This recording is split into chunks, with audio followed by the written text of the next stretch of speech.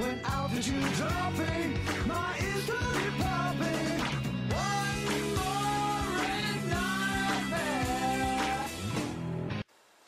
Hello and welcome to the Album Man, and today I'm going to be doing my first video for a 70s prog week. So we are going to start off today with a review of King Crimson's album Wed. So this is the last King Crimson album to feature John Wetton, and it's the last before they temporarily disbanded. It was released in 1974 and the lineup was Robert Fripp on guitar mellotron, John Wetton on bass and vocals, Bill Bruford, formerly of Yes, on drums, and Richard Palmer James on lyrics. Yes, they always had a separate lyricist, except he only wrote the lyrics for one track on this, I think. Yeah, because Wetton wrote it for the other ones with the lyrics. There's only three, there's 5 tracks, 3 of them have lyrics, 2 of them instrumentals. Anyway, Q has named this in their 50 heaviest albums of all time, which is a load of crap, to be honest. And this album also had a major influence on Kurt Cobain, and it's considered one of King Crimson's best. So is this a gem in 70s prog rock, or an overweighted pretentious pile of crap? So let's enter the court of the Crimson King and start with track 1. This is a 6-minute instrumental, self-titled, called Wed, and it really is prog rock at its proggiest, for lack of a better word. It's a driving hard rock track, and it's actually heavier than I would have expected. Has multiple time signatures, as is custom and usual in King Crimson, and it's a good instrumental.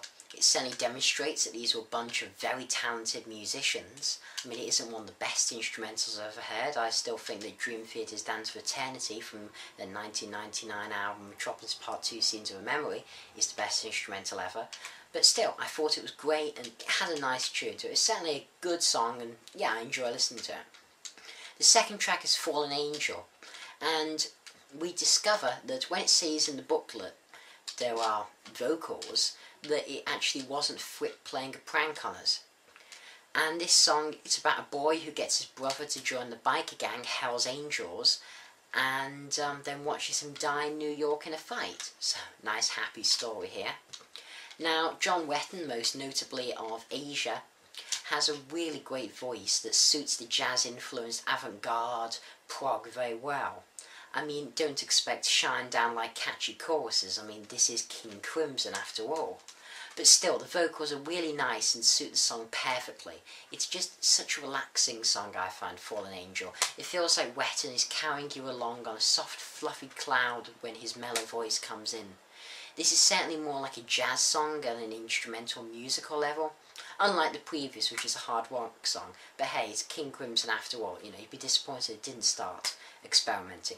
And also, as a nice little fact, it's the last King Crimson song to date to feature Fripp playing an acoustic guitar. They did in their earlier stuff certainly feature acoustic guitar, but not anymore, and they're on hiatus now since 2009.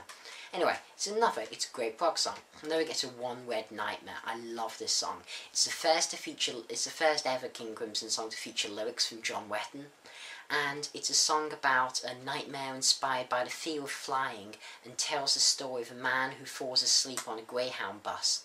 He dreams he's flying an aeroplane before it starts to dive towards the ground, and awakes just before it crashes. This is my favourite song from the album, coming in at 7 minutes 10. It's a wonderful prog song. It has a really nice sort of chorus, right, you know, for King Crimson, and features a lovely saxophone solos by Ian MacDonald, a former member. Musically, it's hard to describe, as it changes from heavy riffs from Fripp to the superb saxophone solos from Ian MacDonald that really rival Jungle Land's or Money's. It's a very impressive virtuoso alto sax, and suddenly the track ends very abruptly, but it's genius. I love it. Now we get to Providence, an 8-minute instrumental. Now to me, that sounds great. In theory, an 8-minute instrumental King Crimson. If it's anything like the first track Wed, it'll be great, but no. It starts with violin playing for about the first 2 minutes, and it's literally a classical piece. Now, I'm not a classical music hater, but this isn't the best violin. Until Fripp starts playing the odd note. I mean, I can't say I really enjoyed this song. overall it had no real tune or structure, and the violin got a bit screechy. It sounds really quite, it was not nice. It did sound a bit like a dying cat. No offence to David Cross, but this, no offence King Crimson, but it really sounds like a jam session gone wrong. Everybody's playing different songs and they sound a bit out of time from each other, and I understand it's a bit experimental, but it just sounds off and doesn't quite sound right. And it really is just a load of pretentious crap, and only becomes remotely bearable around the 6-minute mark. But still, it's not that good then. I didn't enjoy this much at all, and quite honest, it was a load of crap. Then we get to Starless, the last track on the album, and this was originally intended to be the title track on the album before this, which is called Starless and Bible Black, and that title happens to be the chorus for the song Starless on here. But instead they decided to do an instrumental track on Starless and Bible Black called Starless and Bible Black. This is the longest song on the album, coming in at 12 minutes 15 seconds, and the intro melody for this is simply haunting and beautiful. Then Wetton's voice comes in, which suits this so well, and the lyrics are delivered wonderfully.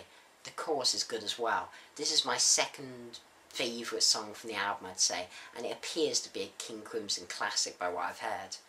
And then after the vocals stop, which is about, I don't know, 4 or 5 minutes through the song, the volume is turned down and you can just hear some bass with Fripp playing a few notes over the top. I mean, of course this is prog, and while the bass stays the same, the guitar gets more and more, and yeah, it builds to a really nice climatic conclusion, and it's a great song. So in conclusion, I don't believe King Crimson's Red is an absolute classic 70s prog album.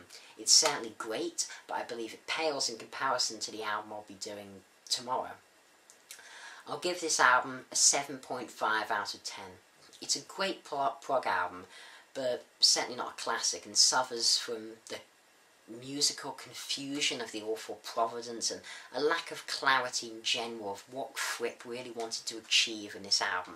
Still, it has outstanding prog moments like One More Wed Nightmare, and I think that, you know, if I was stoned out of my skull and cannabis, this would be a perfect album, but I'm not. So, this has been the Album Man. Hope you enjoyed the first in Prog Week, and so yeah, thanks for watching. Comment, rate, subscribe, and as usual, long live rock and roll.